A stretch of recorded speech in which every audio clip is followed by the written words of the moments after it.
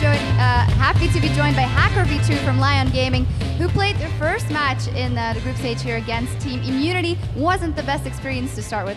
You can tell me what you thought going into that game up first.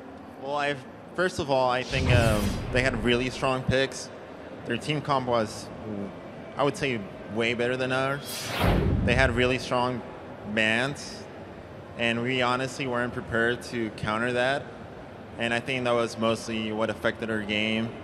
We did what we could in the game, try to control with the picks that we had, and that's what happened.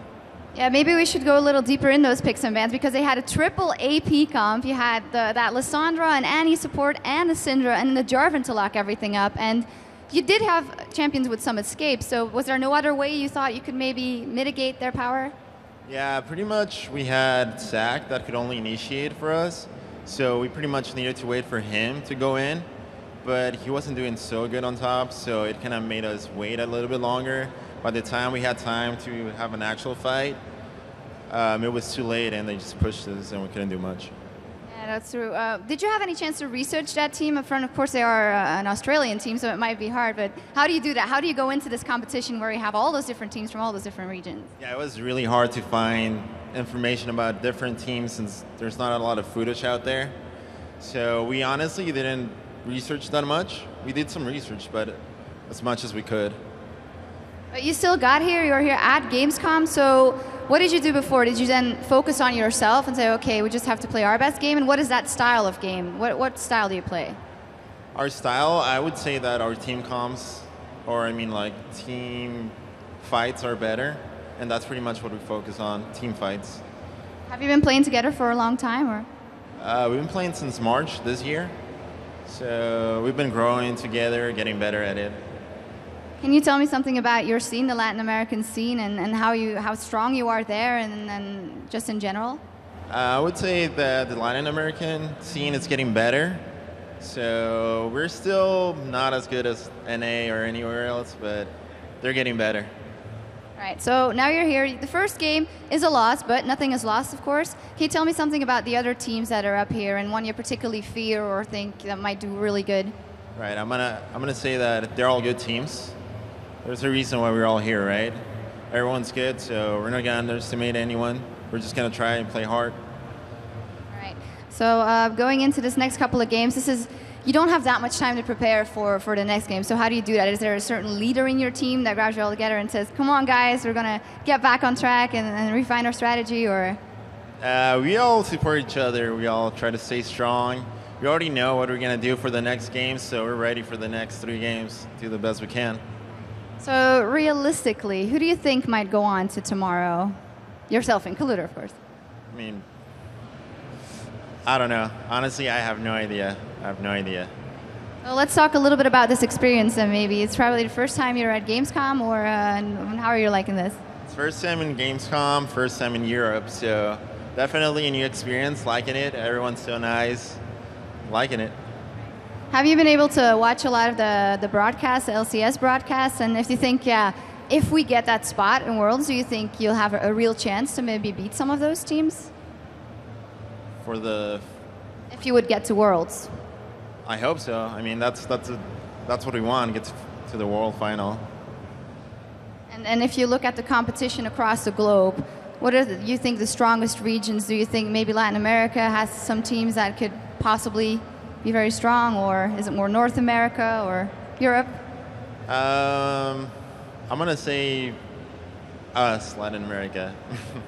We like to hear that, of course. We like to hear that. So finally, you got just a couple of more games here today. What would be the main thing you have to mitigate? You have to say, okay, this we have to do better that you didn't do in the game versus Immunity.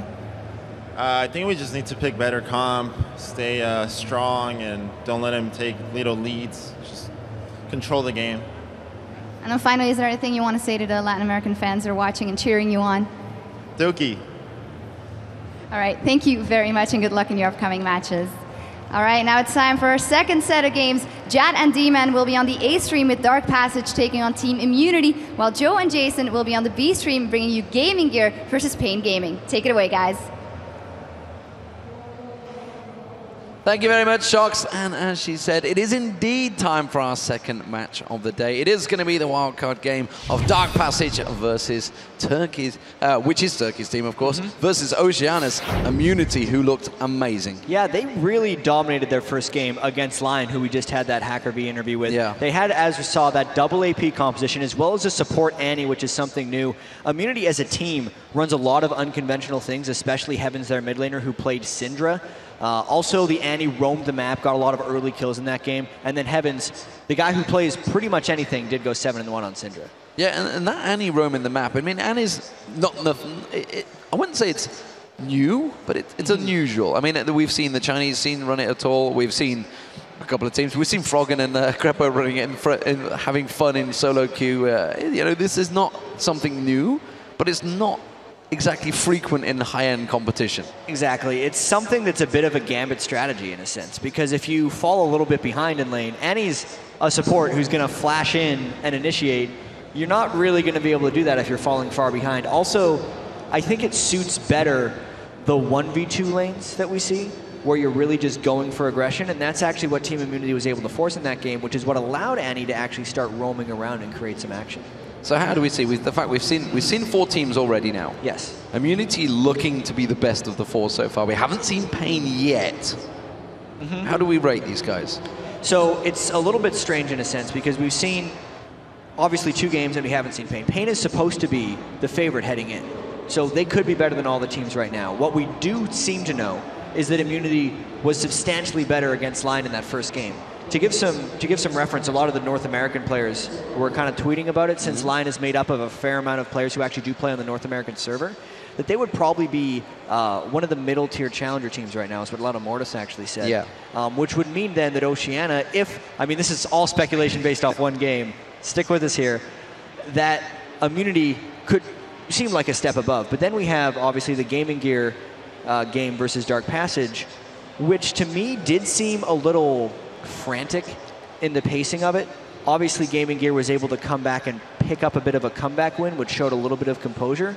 But even losing that lead in the first place makes them a little bit questionable, and I think they have to get a little bit more settled here. And do we have to be careful about the fact that it could have been a game, as he just pointed out, Hakavi simply lost it in the picks. And once you've lost it in the picks, it can snowball so quickly, and it can kind of give a false impression. It absolutely can. That's why we play all the games. Yes, we don't just say, that's why it's a round robin. They played at 1. Immunity's clearly the best team. Put them against Pain in the finals, who hasn't played yet, and we're done. No, that's why we play. That's why we have a long day ahead of us. Of course, there is going to be another whole bunch of matches coming up. We're using the dual streams going on here, so we're going to have Pain Gaming coming up on the second stream, I believe, at the moment. So it's going to get to see how the Brazilians perform as well. What do we expect from these guys? From the Brazilian team, Pain, I really am expecting a pretty organized amount of play, because they're the only team here that actually has the gaming house. They also came down a week early. Yeah, they've been in the studio since Monday. They practiced against a lot of the European LCS teams, in fact. And even though they haven't had the best results, you can't necessarily blame them.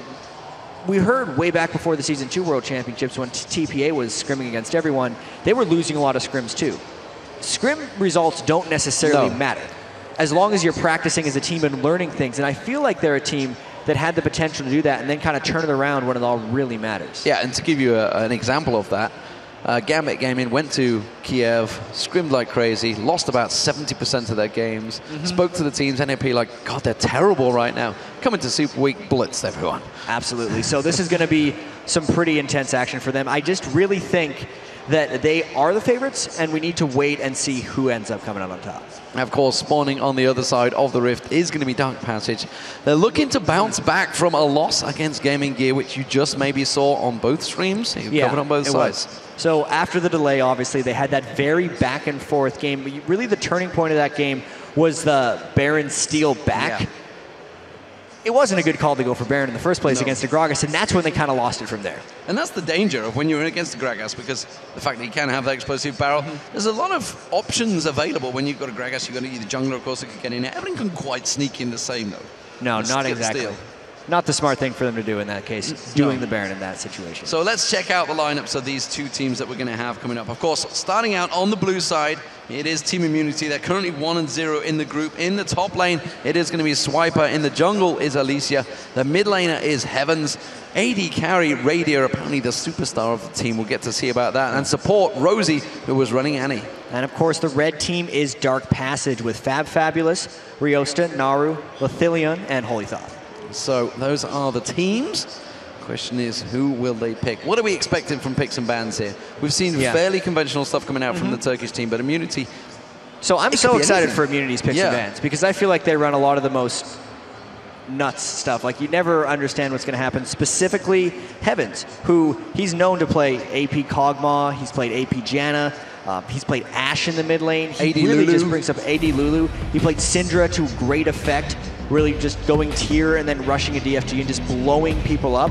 Plus their support, they had a support Annie in that last game. So really Dark Passage has to be very reactive in the way they're picking right now, because they don't know what's going to come out from Immunity. Well, the picks and bans are coming through fast. We are on 3.10 patch here, so it is going to be Ken and Zed being banned out along with Shen for Immunity, and it's Jarvan, Thresh, Lissandra. So fast-paced bans for both these teams, instantly locked in. Zach, no message. I did like the Lissandra ban at least, only because Immunity had such success with it in the top lane. Getting that out of the picture really will benefit, I think, the lane or team comp versatility that Dark Passage ends up with. Zach locked in there, and of course that was for Immunity, and it does look like Sona, Evelyn have been locked in for Dark Passage. Riosta just had Evelyn playing against him from Gaming Gear, so maybe he's going to take some tips from what Luna just did against him. Yeah, I'm thinking that Eve pick has shown a fair bit of success in here. We know that it was against, I'm just trying to double check, Dark Passage had Eve played against them by Gaming Gear and just lost with it. And there's been a lot of back and forth picks, surprisingly, from those two regions, which were Gaming Gear and Dark Passage. I don't necessarily think we're going to see the same overlap, though, from Team Immunity. So he also had Lee Sin in the game that was restarted, so obviously he's struggling to find his jungler right now. He hasn't found his spot right now. I feel like he's playing in a very uncomfortable state, and it's got to be tough for them, since their very first game had the delay. They had to swap stages, then they ended up losing the game. They were losing the first game when the pause happened, but that's a lot of game and time that's already set in for them to be playing their second game here and really just having to reset once again for a totally new team that can throw anything at. So what do we count with Elise now? Obviously it had the changes in 3.10. One of the champions that was quite heavily affected by the champion changes. Yeah, I don't know if they're going to be running Elise in the jungle or the top lane. I still think Elise is a serviceable pick. I don't necessarily think Elise is nearly as strong as she used to be. I think the Spiderling changes hit her incredibly hard, especially against teams that have a lot of incidental AoE damage, which Dark Passage absolutely still can have. Eve hate spikes for a couple seconds in a team fight. It's going to wipe out Spiderlings and just kind of shred through and get rid of a lot of the effectiveness of Elise's spider form. They're going to have to be very careful with the way they go in that Elise. Well, AD carries, we're seeing a similar pattern emerging. Whether else going to happen throughout the whole tournament, who knows? With Twitch and Varus, it's pretty much the steady one, but the more important one there is the fact that Vlad was locked in. Yeah, I wonder here for Dark Passage, I know that they could definitely try and play that in a split push sense, because that's one of the most popular things where the Vladimir's coming out from, but I haven't really seen or heard of Fabulous playing that split pusher. He had a pretty big struggle on Kennen in the two games he's had, so he's most likely switching it up there because obviously Kennen was banned away from him. I'm not really sure what to think of him yet, because Fabulous had 2 rough games in a row and now he's getting banned out. That is a interesting pick, I think I would say. Picking a Twisted Fate into a Kassadin is not something I would see too often. Yeah, they're really going risky with that Twisted Fate pick. I'm almost certain here that they're just going for a heavy split push strategy and hoping Kassadin isn't enough. It's almost like Dark Passage decided what they were doing with that Vladimir pick, and then even though the Kassadin could just destroy a Twisted Fate, they're picking it anyway because they want it for the team synergy. Well, it's going to see how it works out. The fact that Twisted Fate did sneak through to the 10th pick. What do we make of these two teams? The fact that we have a lot of control, a lot of aggression as well, a lot of damage coming out from Immunity there, honestly. Well, as we heard HackerV talk about, it looks like Immunity really has their pick and ban phase down at this point. They have a lot of synergy within that team comp. Huge tank line from Zach, plus the roaming of Kassadin, and then they just have the lockdown combo of Zyra Twitch that we were talking about so well. They seem to have really the team comp required to just stop what Dark Passage wants to do. It's just going to be a matter of executing at this point. Meanwhile, of course, Dark Passage, they've got that combo. It's that bottom lane. They seem to favor it. Varus Sona. That's what they took in the very first of game against Gaming Gear. Was starting to snowball against them, but we had the restart. They took it a lot closer than with the Twitch, though. But so, do they favor the Twitch? Do they favor the Varus? And more importantly, who do you think is better? I mean, you work closely with these QA guys. Right now, absolutely. I feel like at least in this matchup, the Twitch Zyra has a little bit of an edge, only because they're not completely dependent on their level 6 to kind of make a play happen. What's most likely going to happen, and what we saw in Dark Passage's last matchup of this exact same lane, is they got first blood with a kill when they both at level 6, because they chained the Sona and the Varus ultimates together on Twitch. Then the cooldowns were so long that the Twitch and Zyra just came right back at him, because as soon as Zyra lands one root, Twitch can just go all out. And if there's no crescendo to counteract that, Varus is on the defensive. Well, here we go, ladies and gentlemen. We are live for Game 2 of the International Wildcard Tournament. There's already, technically it's Game 3, I guess you could say, because there's already been 2 more games happen. It is a round robin, of course, and it is simply deciding, it's going to exclude one team. They're going to be placed 5th. Who will it be? We're going to find out today. And then, of course, the semi-final placement will all be seeded of this round robin tournament. Right now, we have Immunity as the blue team with a pause, and Dark Passage as the red team. So we will be getting underway in just a few moments when these teams are ready and waiting to go. Yeah. So Immunity obviously sitting at 1-0 right now. Dark Passage at 0-1. These teams have not played each other yet. Definitely feel like Immunity has the edge in picks and bans, and they definitely have a lot of momentum coming in from the Oceanic qualifiers. So, Pain Gaming, they had the chance to watch that. I mean, is that an advantage to? It's always funny. It's like one of those things. Like, do you get to play first and get it out your system? You got the nerves building up. Whereas Pain was sat in the audience. I could see them out my peripheral vision when they were sat watching those first few games. So they've had the chance to sit and watch all 4 teams play now. Yeah, and they're playing over on the other stream right now, actually. So I wonder how they're going to be doing over there. I honestly think it's a small, yet maybe insignificant advantage to definitely have the initial scout on these teams, because especially for a team like Gaming Gear, who qualified back in what was essentially week 2 of the European LCS, and then they kind of went dark. No one's been able to keep tabs on exactly what they're doing, when compared to a team like Immunity, whose Oceanic qualifiers were less than a month ago. Yeah. So there's a lot more recent scouting on a team like that. So for Pain to be able to sit back and just get their first glimpse will give them definitely a bit of an edge. Well, we'll see how that works out for them. If you've just joined us, guys, we are getting underway. Well, or we will be in a moment, guys. Very soon. There is 3 tournaments happening this weekend at Gamescom. It is going to be a jam-packed week of gaming. We're going to have, of course, the International Wildcard, which is happening right now. So hello to all the international fans. If you guys are tuning in and you wouldn't ordinarily watch our show, of course, we are going to be cheering on, I guess you guys are going to be cheering on the Brazilian team, which is Pain Gaming, the Mexican team, which is Lion Gaming. They're 1-0 down right now. Yep. The Turkish team, of course, Dark Passage. The Lithuanians, Gaming Gear, who are 1-0 up, alongside the Australian team, which is Immunity, which are on your screen right there. Of course, there's also going to be the Champions Championship Challenger team is the one I'm after. Thank you very much, for correcting me on that one. There's going to be AT Gaming, KMT, Copenhagen Wolves, and TCM. So 4 big teams in there. We've already seen TCM and Copenhagen Wolves going at it in Tenerife just a couple of weeks ago in sunny Tenerife on the islands. And TCM came out on top, but they're going to be facing each other in the first round of that semifinal. And if we think about just how many teams are actually going to be here, to give you a scale of kind of the size of this event, 5 teams International Wildcard, 4 teams in the Challenger, and then starting Friday, the European LCS playoffs with 6 more. So 15 teams altogether are going to be cycling through and playing on this stage. It's going to be absolutely crazy. Obviously today is media day, so we don't have the hordes of fans quite there yet, but it's going to be very interesting when it starts filling up. For media day, it's already starting to fill up, which is... There's a lot of people here. It's a lot of media. It's a lot of media. Yeah. I mean, the press, every year I come to Gamescom, the press passes, there seems to be more and more press. I mean, you guys, you must be writing a lot of material when you come to Gamescom. Press passes are not so hard to get hold of, maybe? Probably pretty nice to have, I have to say. They'd be pretty nice to have. Of course, I'm talking about the European LCS. We did have a crazy Super Week. 26 games were eventually played in that Super Week, the longest Super Week ever.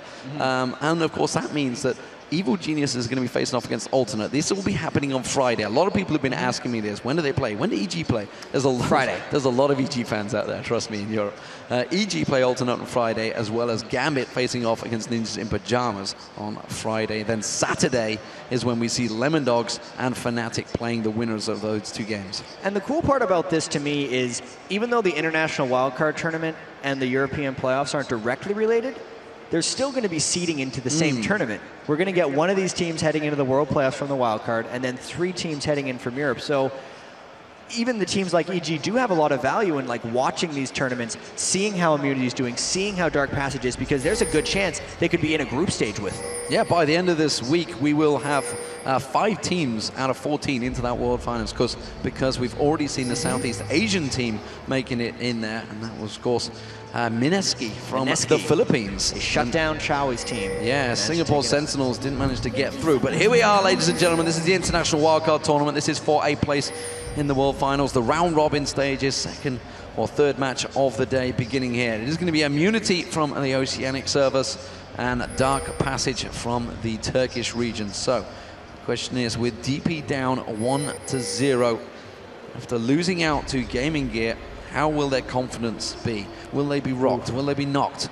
Or will Immunity be ready and waiting to go? As it is, we are seeing them setting up. 1.5 minutes gone. No crazy invades, simply standard ward placements.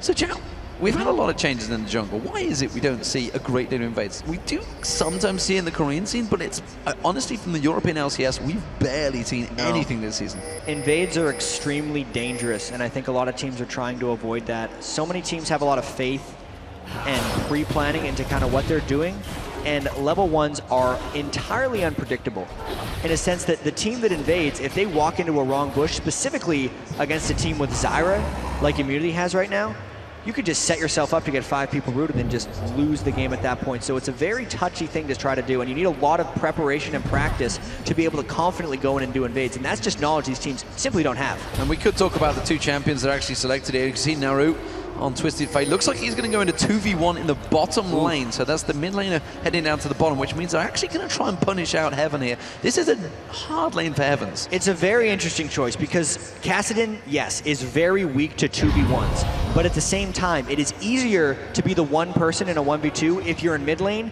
than if you're in a side lane. It's not like Twisted Fate, which is played by Naru, is a good 1v2 side laner. He's going to get punished just as much, if not more, than Kassadin, but this just says how much DP does not want that Twisted Fate Kassadin matchup to happen, and how much they want to keep Kassadin down while they're doing that 2v1 mid.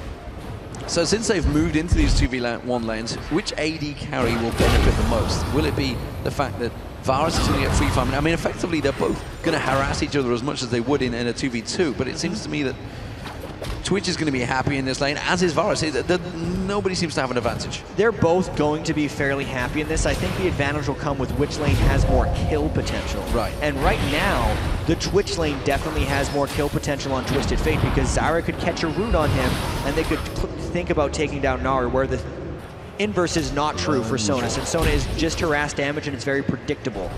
Kills might come from Gangster, though, as Eve's trying to help out. Yeah, we already see both junglers coming to help out these lanes. There is going to be Riosta coming in, getting those hate spikes across, trying to just keep the damage down, keep them off the turret as much as possible. We already saw Alicia helping out in the mid lane as well. He's on Elise.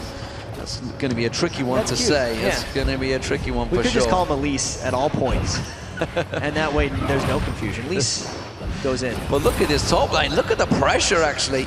Swiper's going to have to back away here. You can see Fabulous has been putting the pressure down. Put the extra Fab in, by the way, in between the break we had. That sneaky guy. He's trying to gain the luck back from Fabulous to being Fabulous. He's nicknamed Fab by a lot of people over in Turkey, so he's at least trying to maybe play off of his fans a little bit. He loves to push up in that lane, sometimes without wards. Obviously, they have the river warded right now, but in their previous games against Gaming Gear, he got punished a little bit because he wins the early laning phase, but then he doesn't necessarily position or have what seems like the proper game sense at this point to stay in that lane smartly and not get punished. Early on, things are working out for him on Vlad, though.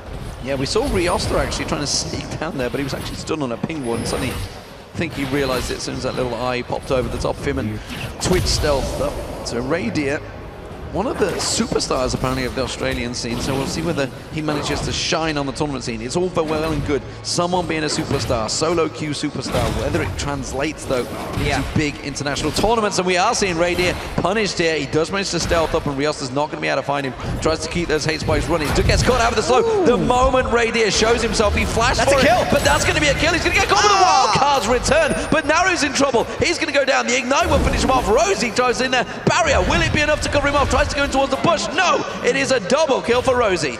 Getting both kills on Azara is not the best outcome for that, but it's still very good for Team Immunity. Just over-committing in a sense, trying to get that gank kill, catching the turret, and then since one kill goes bad, they just decided to keep going. Twisted Fate stuck in a little too long. Almost didn't even deserve to get that one kill because Radier could have dodged those last set of wildcards, but it is a 2-for-1, and it means necessarily, we've been talking about those 80 carries for a while. Radier, despite getting help for a double kill, is putting himself behind Lethelion now since he died in that exchange. Well, we'll see what those 2 kills translate into. It is going to be a cage lucky pick. So actually Rosie going to be a little bit aggressive. We should talk about Rosie because Rosie actually used to be the mid laner for Team Immunity. And it just didn't end up working out for him. That's one thing about Rosie is he's actually played every role in some form for in competitive events. Don't know really what level of competition that was, but he's another one of those supports that has played all the roles, therefore can help support better, at least in his mindset. Well, the AD carry of Radier went back and got himself the Vampiric Scepter. Lethelion, meanwhile, hasn't bought anything just yet. Of course, in his mid lane, continuing to keep the pressure on towards Heavens. Heavens hasn't been that heavily punished, honestly, in this mid lane. No, Although, really. that said, Lethelion is way ahead in terms of CS.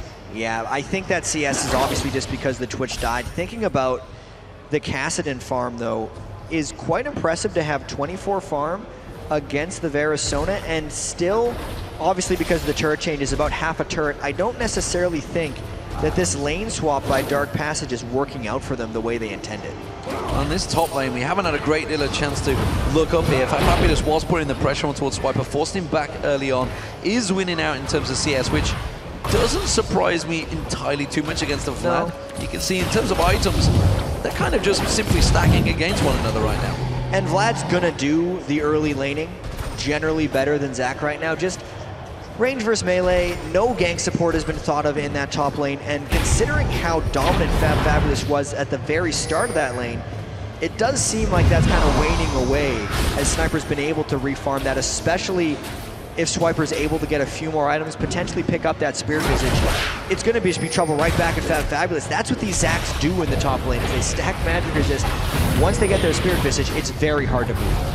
Well, it was a BF sword picked up by Lethelion, so he's going to go for, I guess, more damage, try and bully out Kassadin. Kassadin, of course, hit level 6, as has Naru on Twisted Fate, so both with their ultimates available now. So we'll see whether we do have any Destiny going around. Oh, Chain of Corruption going out from Lethelion, not landing. Heavens having to rift walk away from that one. So that ultimate coming at a timely moment. And 8 minutes hits, the bonus armor on the turrets is gone, and Dark Passage gets the middle turret. Comparing that to the other 2v1, where Radier and Rosie are, unless they get this kill, oh no, they might get it at the right time. Stranglethorns goes down, is it going to be enough? Yes, the last shot comes in, Radier picks up the kill. That's exactly what they needed, because they had essentially lost the 2v1 trade since they didn't have any turret damage, but getting the kill may make this a little bit worth it. They're going to try to get a little bit of turret damage, but Dark Passage is just roaming on the way down, and they're going to end up pushing him back. Crescendo is available. If they get in there, they're going to go straight in towards it. This is a bit of a face check. Teleport comes in. It's going to be Heavens that catch out. Lethelion gone too deep, and he gets caught out, and Heavens picks himself up. The easiest kill he'll find. Flash from Holy Thoth. He's not done yet. He's going to have to try and get away from this one. They did have the cover of Riosta as well, but they should be able to push on towards the tower here. Immunity's ahead of the game with that gank. They knew the Dark Passage was going to be roaming down, got the teleport, and now they're just continuing on. Well, Crescendo's still available, so they've got to be careful they don't overstretch this one. Holythorpe has used that flash, so he's not going to be able to jump on towards them. Here comes the Twisted Fate. Will it be enough? Is he going to even use that Crescendo? He's already used it to try and catch out and tell a lie. That's going to be the wild cards going through. Riosta picks up that kill with the hate spikes. He's going to try and get that speed buff, get on towards Alicia. Not going to happen. Yeah, so the Crescendo was used in the first fight. It's before the roam happened down, and that was actually a case of Immunity just completely overstaying their welcome. It's almost like they forgot the Twisted Fate existed in the game. He came down, didn't allow the stealth Twitch to survive, obviously because Destiny just gave him all the vision there, and it does give that nice little turnaround.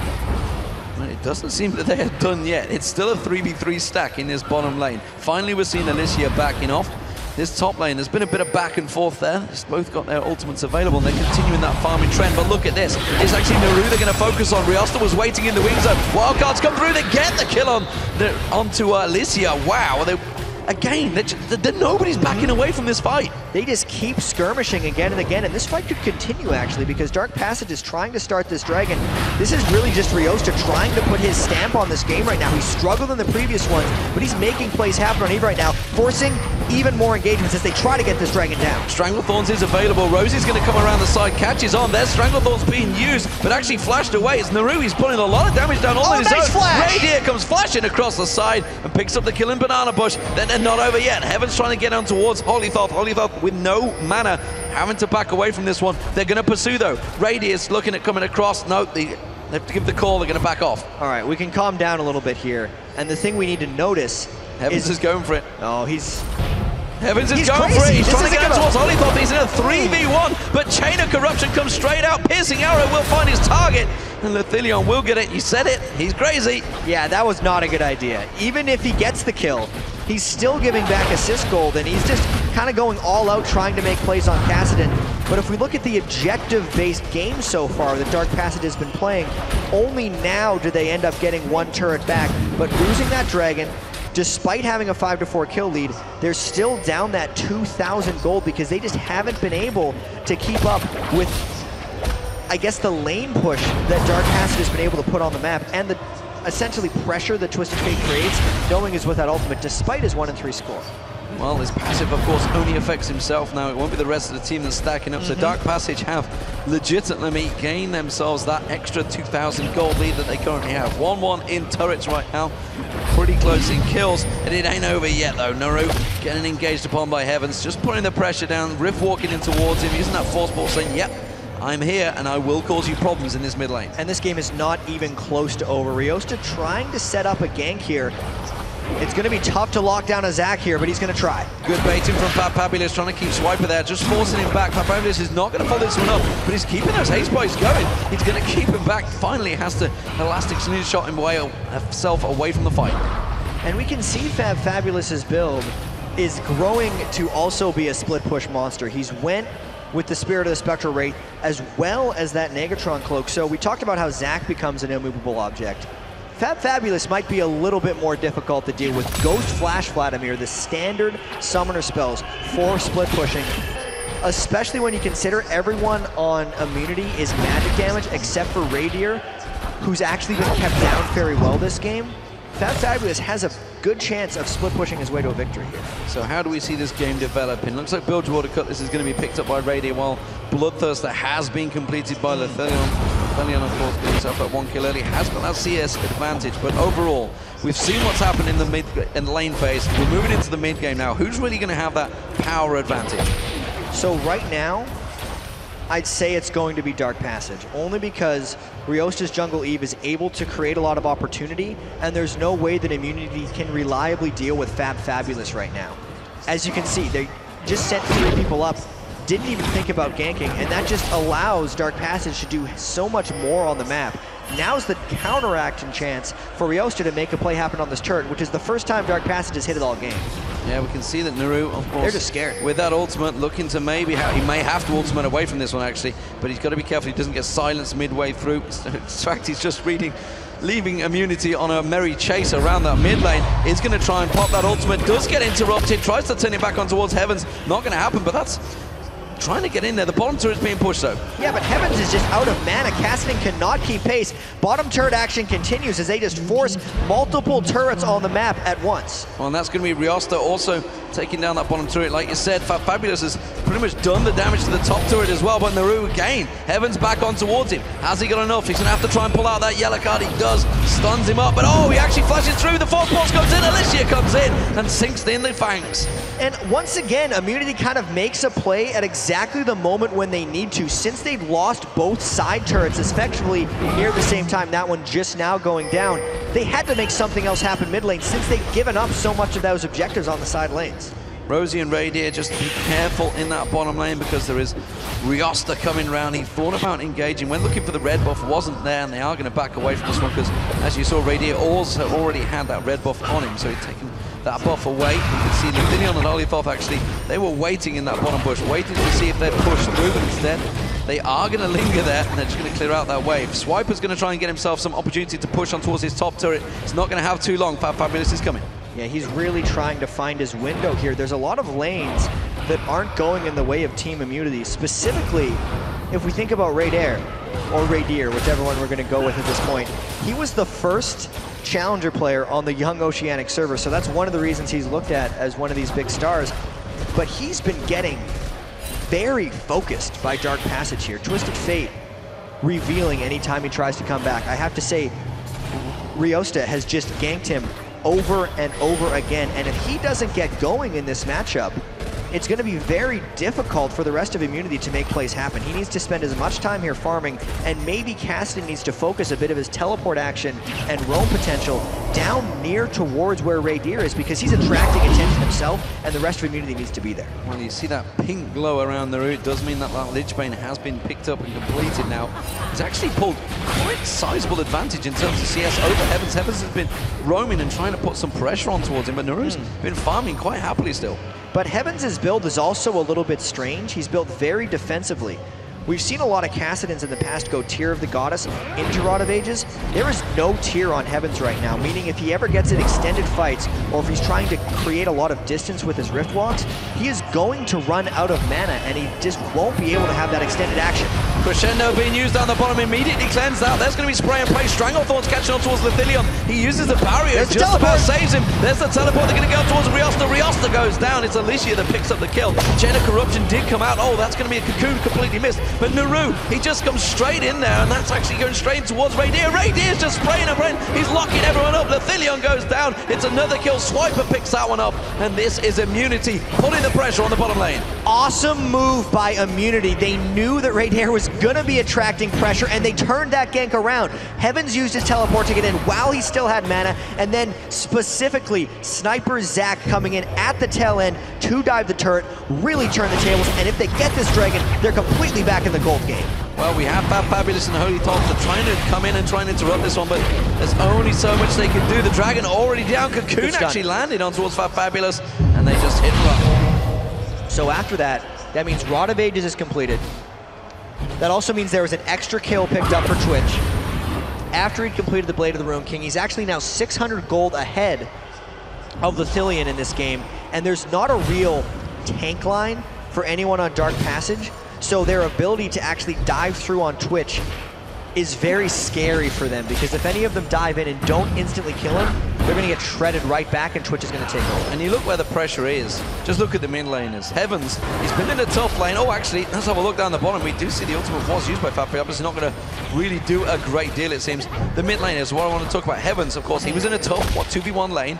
Didn't die, didn't give up the kills, played it safe, and you can see he's at 1-1-2. On the other hand, Naru, he's been trying to create all these situations, and he's 1-5. For a while, it's kind of working for him, because he was, in a sense, sacrificing himself for the greater good of the team. Sure, he'd go in and die, but then Dark Passage would get a turret out of it. And his ultimate is still revealing Twitch in these all-important team fights. But if he continues to have struggles like this, since there's the split push build going on Fabulous, Naru needs to be a magic damage threat by himself at some point in this game. So even though his deaths have kind of created a bit of turret action for Dark Passage, he's got to find a way to get a little bit back in the scoreline. Oh, look out.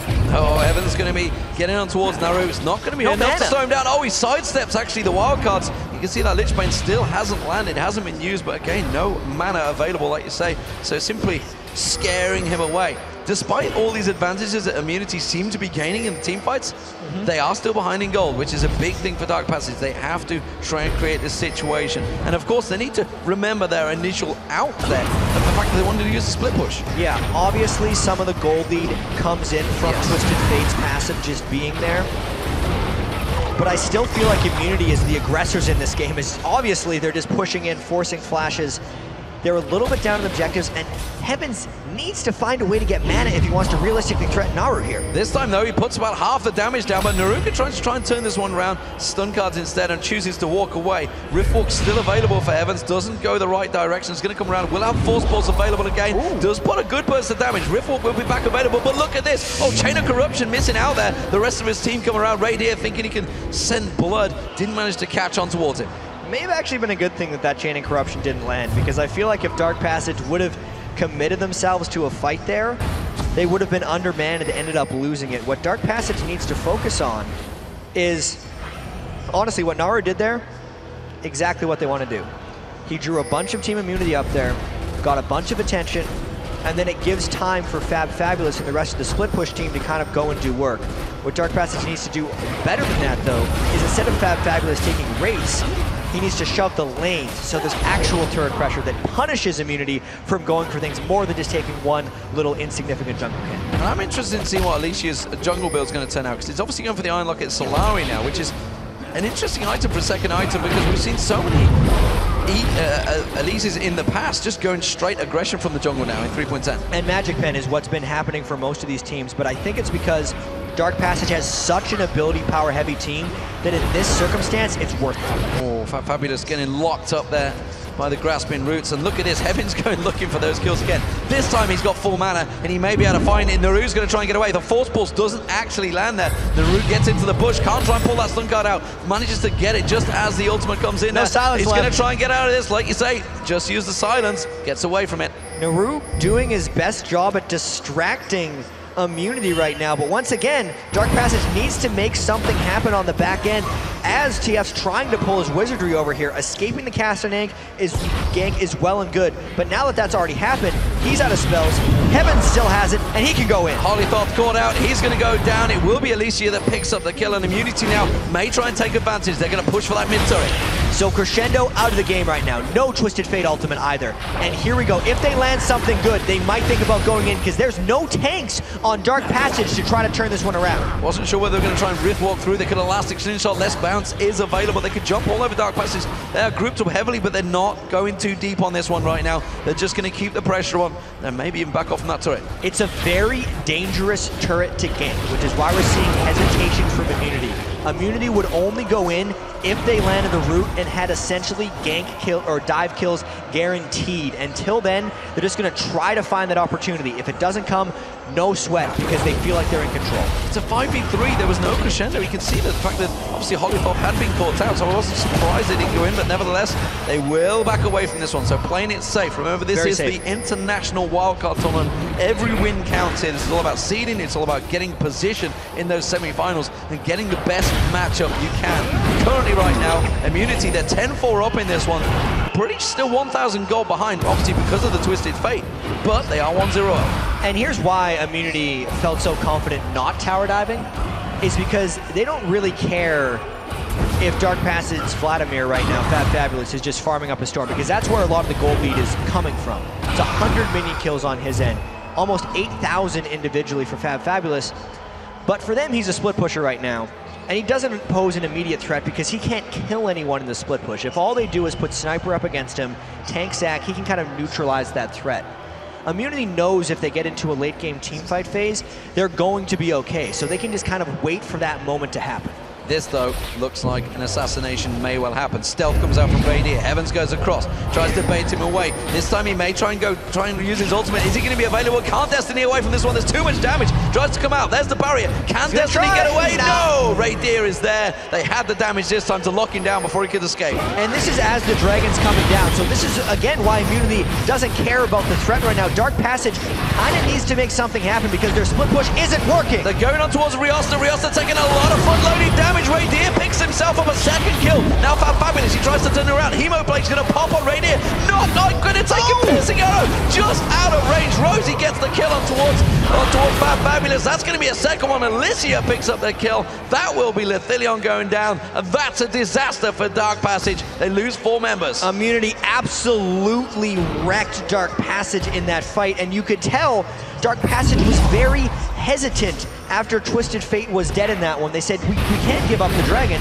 We're only winning because we're up in objectives, was what their mindset was saying. So if they give up objectives, they're going to lose the game. But they just gave up both in that case. They lost a team fight, effectively a delayed ace, and then also lost the dragon. Not good in any sense. So second dragon of the game for Immunity there, and the gold does finally swing in Immunity's favor. They are still behind in towers. They haven't even touched that top tower.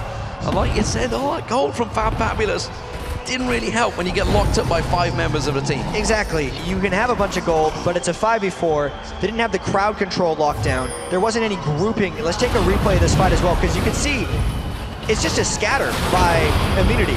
Vladimir is all by himself because there's not actually a cohesive team fight that comes out from Dark Passage right here. Sure, Vladimir almost killed Twitch, but everyone else on Immunity could just fly around and pick everyone up.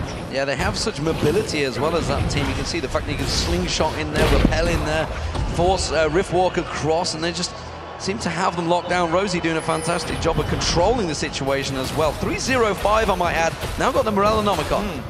It's a nice little bonus for Zara there. Having the extra cooldown reduction is one of the best things, as well as just straight up healing debuffs will come everywhere from Zara when they get people low, which surprisingly is very effective against Sona in team fights, just getting those final kills off. It's a good item when you have a little bit of extra gold. Well, we are now seeing Alicia. He's got them Sorcerer's Boots, so I guess maybe the Haunting guys will follow. We'll see which way he builds this one. Yeah, and you were talking a little bit earlier about how the Elise build seems strange, since so many Elises we've seen recently since the patch just go straight Sorcerer Shoes, Haunting guys on Elise and try to blow people up. But you can tell Alicia is trying to balance the two right now, since they absolutely have team fight superiority, in small part because of the 20 Magic Resist aura that building that early lock into the Onslaught actually did give them. So I think overall, in this game in particular, he's building Elise perfectly. Well, we've seen Naru's gone back to get himself that Rabadon's Death Cap still.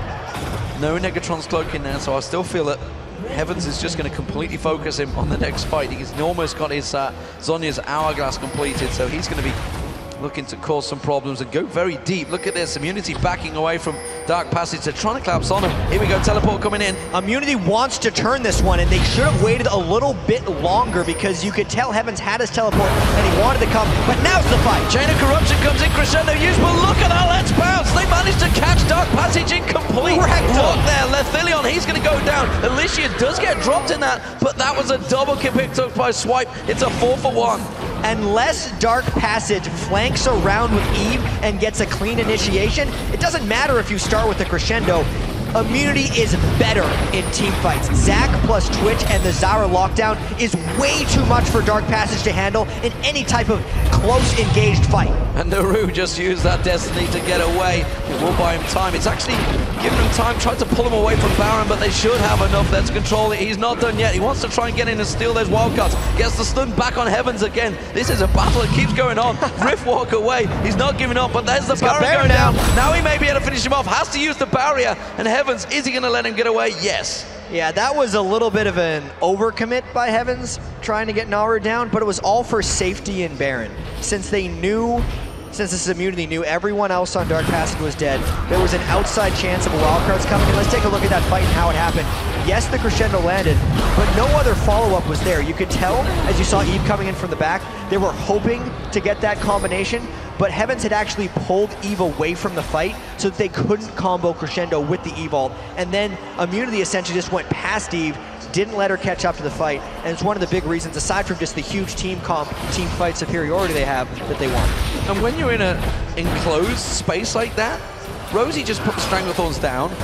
Spray and Pray came out from right here. They were just like, well, this is a perfect engage for us. Thanks for that. It was a 1.5 seconds delayed because of crescendo, but they didn't care about that because there's not exactly a team fight. Since Dark Passage hasn't been able to get this split push going, they're just toolless in team fights in a sense. They don't have the ability to get the team fights going. Fabulous has to take on 1 to 2 people in a different fight for Dark Passage to have a chance here.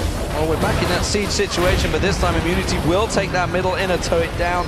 19-5 up so far. You can see the gold lead still pretty close, but massive advantage from Immunity. And with the Baron buff being on Immunity here, they might look to pressure a little bit harder, or they could play it safe since they know they have so much teamfight superiority. I'm actually expecting Immunity to go off and maybe put those side lanes down if they don't get a dive in the next few seconds. Yeah, it looks like the top lane would be the almost certain time. Keeps getting caught by those grasping roots, and they're just bursting down the damage. That may be enough. Holythoth getting caught out here. Radiant using the spray and pray. Crescendo burned out. He cleanses it off quickly. Strand of Thorns is going to get ready to drop there. Let's bounce on towards Riosta. Riosta is just getting dropped and melted. Heavens picks up the kill there. The root backs away. They're trying to go towards Radiant, but it's not enough. Not enough members surviving. It was a 2 for 0. And that was the type of challenger level play we saw from Radier there, because he made that fight happen by himself on Twitch, which usually isn't advised as a squishy 80 carry unless you know exactly what you're doing. Oh, Naru gets baited in. He's going to get grasping roots. He gets caught. Sonya's hourglass used by Heavens. Now they're going to turn their attention on towards Fabulous. The burst damage is there. He's already used his pull, and that's another kill. I tell you what, Immunity, they may have enough here. There's a 10-second death timer still. They could finish the game. And they're looking so strong right now. They can continue the chase on, even though they didn't seem to have the gold early game. They always had a plan, and they can execute. And they're going to see Dark Passage. They're going to try and defend this one, but they're coming out in splits. Lefilion is just going to get rocked down there. They're going to see Riosta. He's trying to do what he can, but it's Immunity. They are focusing on the Nexus. They get a double kill for Heavens, but more importantly, they get the Nexus and go 2-0 in the group stage. Things are looking up for Immunity right now, D-Man. They're the only, I think now, the first team to play 2 games, and they've won both of those solidly. The first game they had against Lion Gaming was probably even more one-sided than this one, but when you look at the kill score, 25-5, ridiculous. I dread to see Twitch chat right now, because I believe #Straya would be going everywhere, and Immunity are looking strong. Why not? They are representing the Australian hordes that will be watching this one. The brand new Oceanic server that really is going to be represented in grand style. They got to be pretty excited right now. Pain Gaming, that's the ones we got to look at now, because are they going to be a challenger? Because right now, Immunity are coming out strong favorites. We thought maybe it was all about just the picks and bans in the game 1, but not in this one. It didn't seem like it. Obviously, I think they had a bit of superiority because of the way they can team fight, and as long as they could shut down the split push, they were good in that one. But just the way they executed, sure, you can have an advantage in picks and bans, but you have to be able to play the game, and that's what they did. Well, fantastic, fantastic stuff there. What a game. Immunity looking so strong, honestly. And what do you make of it now? Because Dark Passage is 0-2 in this. How are they going to turn things around? How are they going to keep themselves in this tournament? Because it's a round robin. Let's not forget, the top 4 of a 5-group game go through. So it's not over yet for DP. And you could tell their support player, Holythoth, there. They weren't even really getting up after the game. They were kind of sitting there waiting and just saying, man, how do we really come back from this? Because they actually don't know the strength of the teams they've lost to yet. And both of their games probably felt winnable to them. So internally, they kind of have to keep it together and say, we just got to learn how to end the games here, because up until about 20 minutes in both of these games, they seemed to have it in control, and then they lost it from there. All right, ladies and gentlemen, well, that was the game here on Stream A, but of course, Stream B is happening right now. We're going to toss it over to Joe and Jason for the conclusion of Gaming Gear versus Pain Gaming. Sadly for them, there's nothing they can do.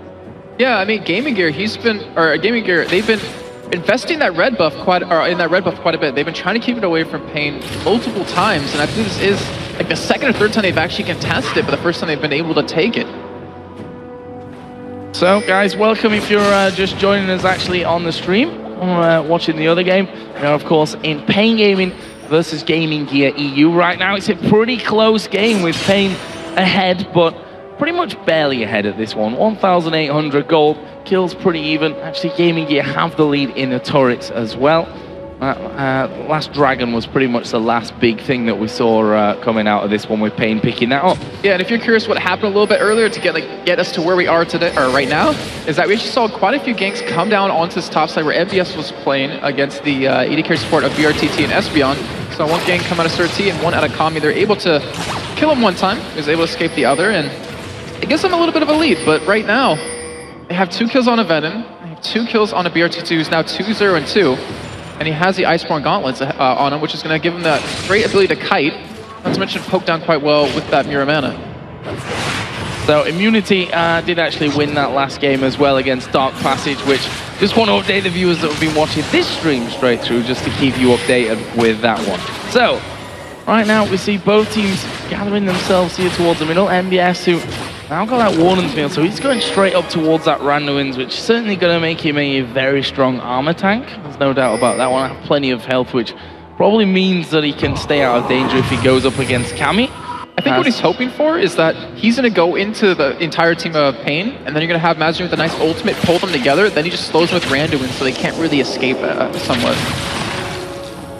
Well, that's going to require Mazarin to hit a brilliant ultimate, which is something we always talk about with the Orianna. You know, it doesn't really matter how good you've been all game and how strong you are. If you miss a shockwave in a big team fight, and things can go very, very badly very, very quickly. So we'll have to really see, because we've not honestly had massive team fights up until this stage. We've had a couple of little skirmishes, I think we can say. The kind of jostling for position earlier for Dragon was only really one kill that came out because of Venom actually teleporting in towards the back of the team.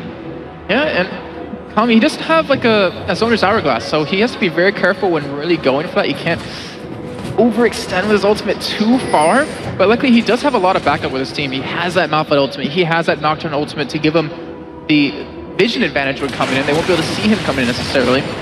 And it's all about how Pain can really use that. But right now, it looks like they really want to take this middle turret. No one's there either. Yeah, exactly. No one's there at all here for Gaming Gear, and that's going to be an easy pickup for Pain. Saw that everyone had backed off. They had the vision and switch down the bottom. We are going to see Destiny popped here for Twisted Fate, but he's literally going to go across the middle lane to nowhere. Why not? Yeah, he'll go a couple of inches over, but I actually was expecting him to use it to farm up top lane or bottom lane right now, and they do have an Oracle, a fairly early Oracle on. It surprised me that he used them with 30 seconds to go until the dragon spawn, actually. I mean, that would have probably given him more to look at when it comes to that next dragon coming up into the game. Oh, we shall have to see. Ven does have his teleport. Stan United is available for NBS as well. Those two are just butting heads in that top side of the map. So with 5 seconds to go until dragon spawns, it's right now Gaming Gear that have the position on it, but Pain know that this one's coming up, and we are probably going to be seeing that Malphite getting himself down there with the teleport. I was taking a look. So needs. Yeah, I was taking a look at his items. He actually went for distortion, so he wants the cooldown reduction on the teleport and the flash. I was maybe expecting home guards, because that's what we see out of Malphites that teleport in. They just catch you off guard. No one expects a rock to move that fast, but right now, Gaming Gear, they're trying to take this dragon, but Pain, with their poke they have with Ezreal, with Twisted Fate, they're able to stop him. Oh, they're going in for this one, though. Jarvan's right in the middle. Actually going to be locked up for a while, but he's going to Cataclysm down there. And look at Alan, he's actually flashed away there. That's kept Twisted Fate completely out of the fight, but they're going over towards Deadly Brother here, who's still somehow managing to keep himself alive from them. There is BRTT, though, joining the fight. That's going to mean 2 kills. It's actually Nocturne that picks up one of them. Now they go towards Mazarin. Can't quite get the kill onto him, but that was a 2 for 0 again coming in from Pain. And that was an engagement out of Gaming Gear. Like they're the ones that forced that fight with that Jarvan, and you saw BRTT actually get stopped by Shen right there, as we do see the Twisted Fate ultimate coming out. Yeah, Destiny coming in, but they flashed to the other side from that one. Slow's going to come down. Mazarin taking a lot of damage. Ezreal cutting on as well. Are they going to be able to finish? Yes, they are. BRTT go through. NBS actually finally coming down now.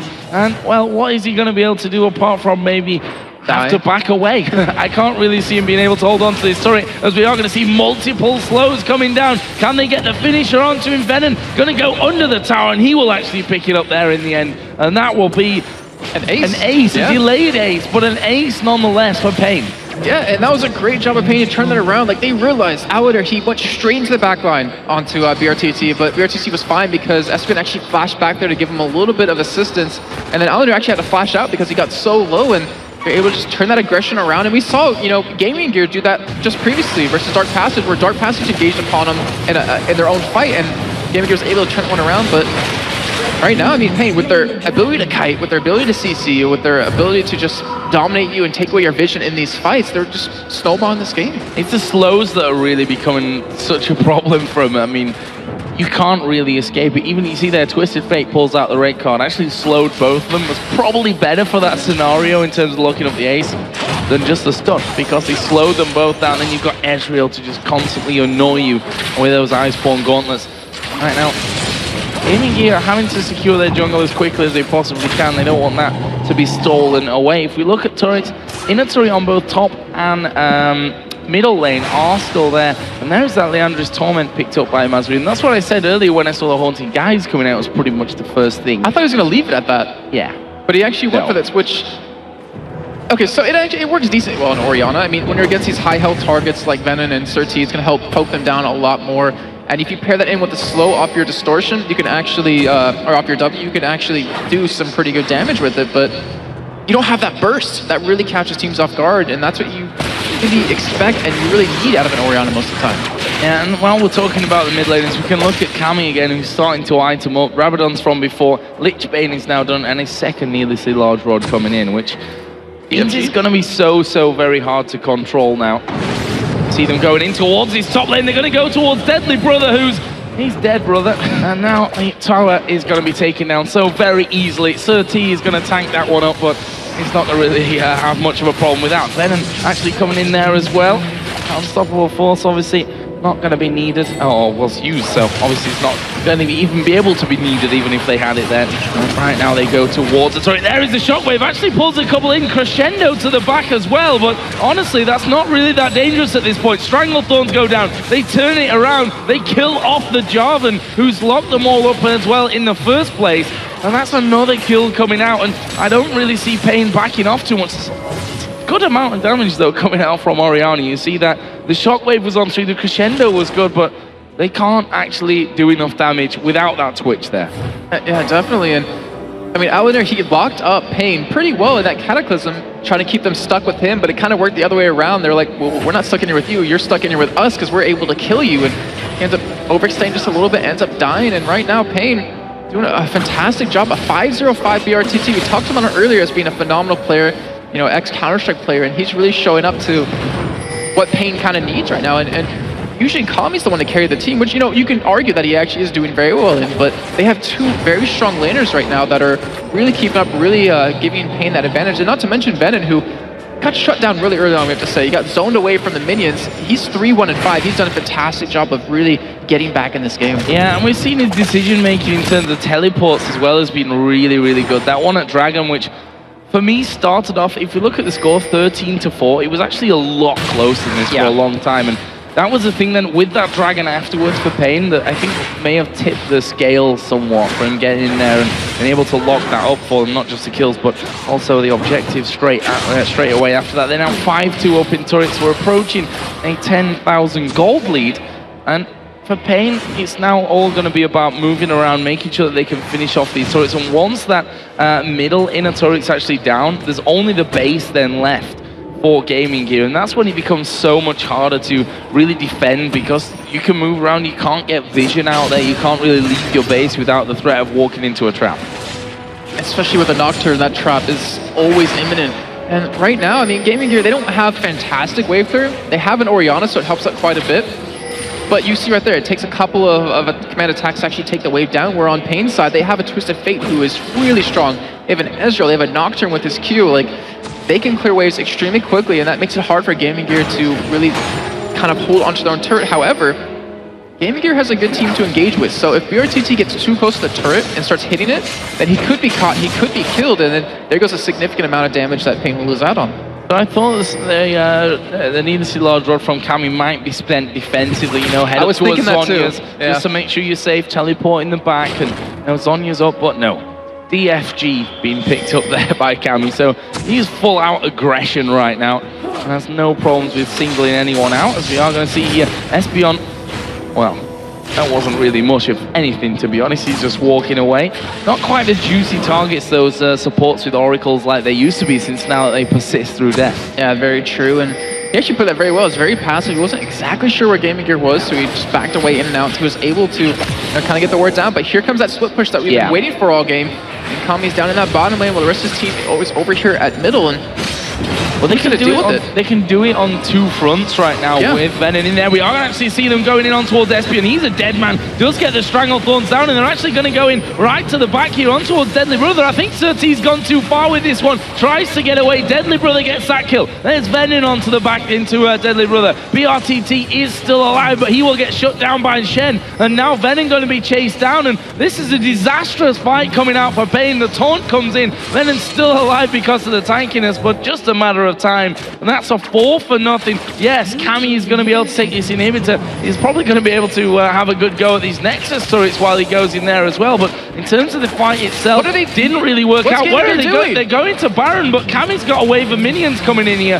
They're going to get Baron. Shen has finally come back can't from that defend that, one. though. I don't think so that's either. a With DFG these twisted minions fate. coming in, what's he going to do against him? And we see that Cammy just going straight in there. Has popped his destiny now, so he's going to be able to probably go back down to the bottom side. No, he actually goes up towards Baron, which is only at just less than half HP. Oriana has come away. Cammy's going to flash in there. DFG goes down, and Mazarine, he's going to be a dead man. Cammy's still alive, causing problems for them. There is Deadly Brother coming in. Finally, we'll get the shutdown, but they've lost the Nexus turret. They picked up the Baron, though, in reply to that. Executed. Oh, we actually did see Execution come out. But sorry, I was actually thinking, like, Pain. So we talked about split pushing, and then you're like, yeah, they could do it on two fronts. And I was thinking to myself, like, there is a huge downside that if Pain doesn't react quick enough, if a team fight starts out of gaming gear, then they're going to lose out on many people. They end up losing forward there. But luckily for them, Kami's so far ahead in terms of his items that he can split push that quick and take an inhibitor turret, an inhibitor, and one Nexus turret, and almost getting the second one down to half health. I think Pain's very lucky that Kami just kind of continued and is this fed so far. Well, they'd probably say, if you ask them, we totally played it that way. That was the point that we were trying to make in there. And we can see now that they're able to take away Blue Wolf's got complete vision control of the jungle thanks to Espion's Oracle. Or like Flareon right now because he's on fire. Let's see what, Sorry. you're I've been holding that one on for a whole You're game. trying to get that one in, you're getting it out now just in case there's no other opportunity later on in the game. But yeah, I mean, Pain, they showing there that they can still lose team fights. Well, honestly, that was a 3 versus 5 pretty much when it started off. So we'll have to see when they actually head up 5v5. I mean, this is a Baroned up gaming gear now, which Pain would be silly actually if they actually underestimated.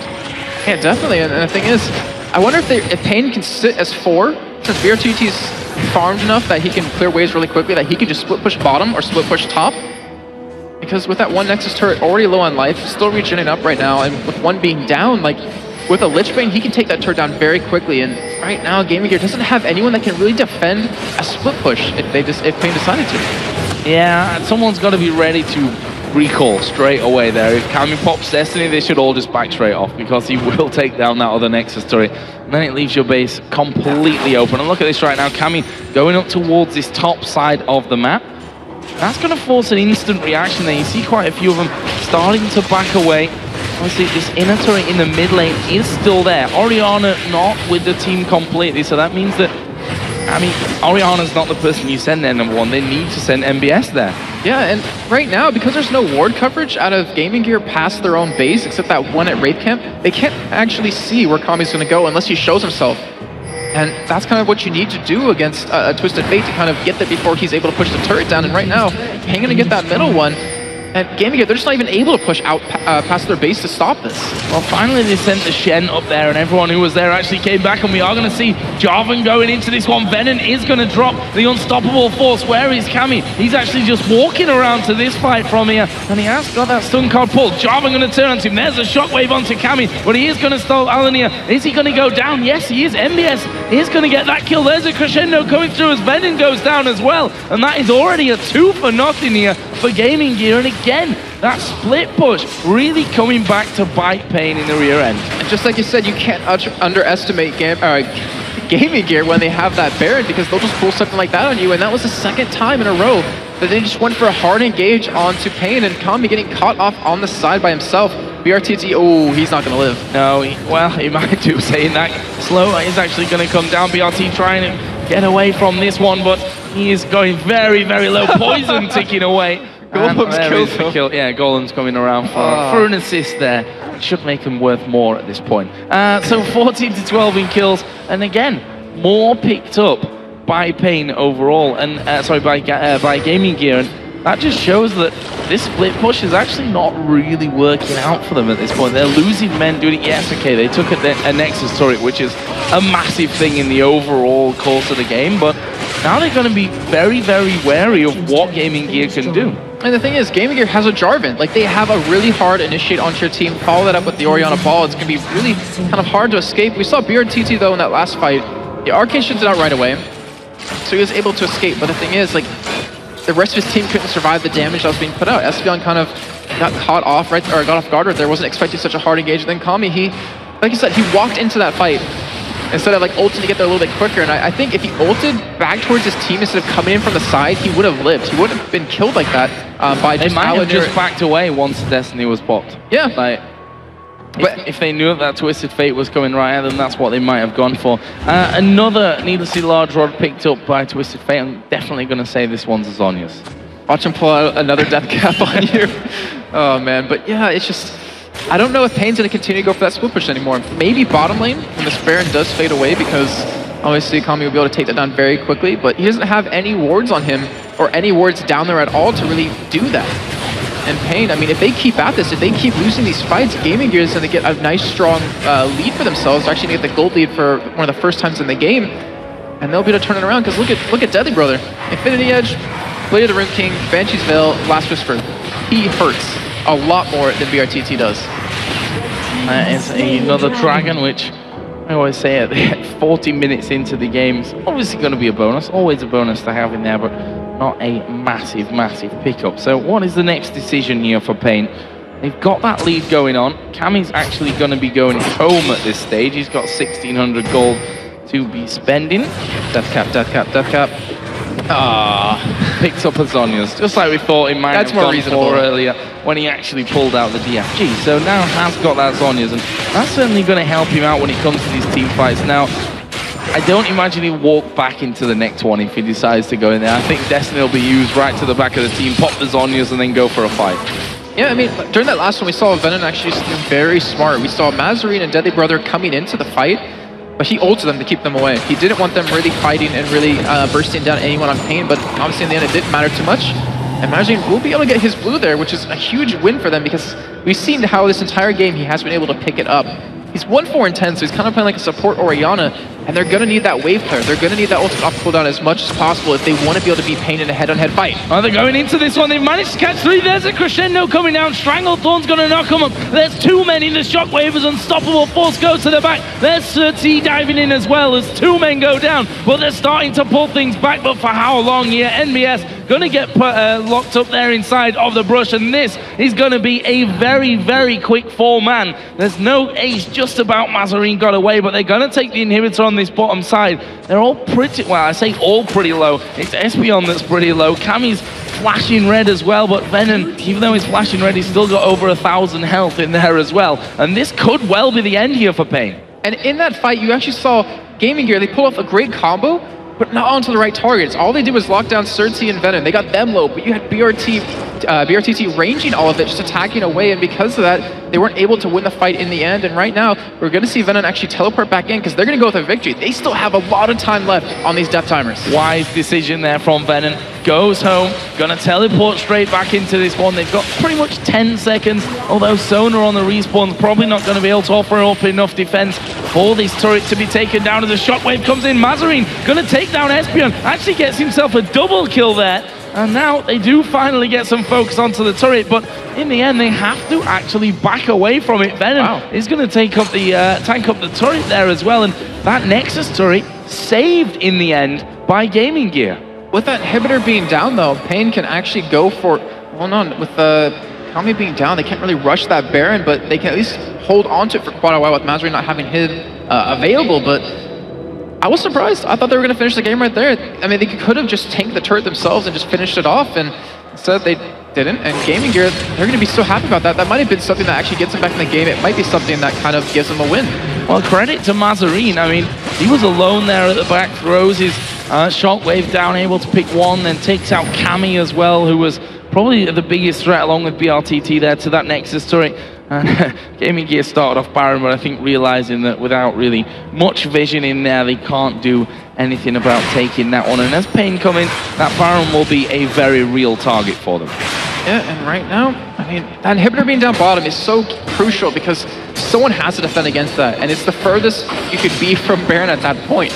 And with Pain's team, they have a very quick team in taking down that Baron. Gaming Gear, they've been having troubles with vision throughout this entire game, and right now they have Baron warded up, so they have that ability to see when it's going to be taken, but do they have the ability to contest it? And I'm not really sure at this point. Well, we are going to see them backing away here, Gaming Gear, after pushing out as far as they can. A couple of men going up towards that Baron area.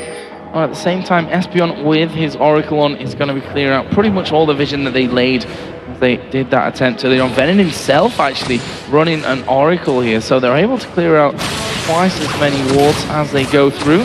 That was a pull from Mazarine just to pretty much stop the chase coming down there. And Venom not able to get through there whatsoever. So they're going to ward up that blue side of things. But look at this. This is the important thing. Cammy down on this bottom side. Problem that he has, if it all goes down at Baron right now, Cammy can't actually get right directly into the fight, whereas MBS can. Yeah, and if anything, he could stun him up at least and then get close with that ultimate, but you're definitely right. If MBS gets there, they can just taunt up Pain and pretty much lock them down. But right now, Baron is being started. We do have Kami still in that bottom lane, trying to keep someone there. Still trying to push up right now, but the rest of Gaming Gear, they're going to try to stop this. Yeah, they do start to come around, and instantly we see Pain let off of Baron. Are we going to see them starting the fight off? No, we still have Cammy down in the base, still putting pressure on towards NBS, and actually probably doing damage onto the Nexus turrets by this time. The rest of Gaming Gear are actually held up at this point, as we are going to see Jarvan go down, goes onto BRTT, but surely he'll be able to just Arcane Shift away, which he does. They go down to the backside, Twitch the focus. He's going to get Stan United as the crescendo comes across. 3-man shockwave as well, and Gaming Gear are living in this one, at least for now. We see Sir T getting the fear onto MBS. He dives into Rose, an easy kill as well, and that will be a 3-for-1, and this is another chance here for Pain to win the game. Looks like they should be able to do it this time. Looks like they're going to go for another turret when they don't necessarily need to, but they can finish the game how they want to, honestly. Well, they can, and they're going to. You can bet your bottom dollar on that one. They want this middle inhibited turret, as we see Mazarine again get another kill in these last-ditch efforts, and he will walk away with his life as well. That turret only needs a couple more hits. There is BRTT to finish off. Inhibitor probably won't be able to do much to defend that one, so they're going to lose that, as well as the top and the bottom ones in the end. So no inhibitors left. Everything open up now for Pain. I'm so confused right now, Joe. Bennett had his teleport. He could have went back, healed up, teleported back into this also. I mean, with that bottom inhibitor being down, they could have just rushed the Nexus turret, but they, I guess, didn't feel confident enough. They wanted to make sure to get their first win in their first game of the day, and I just have to respect that in the end.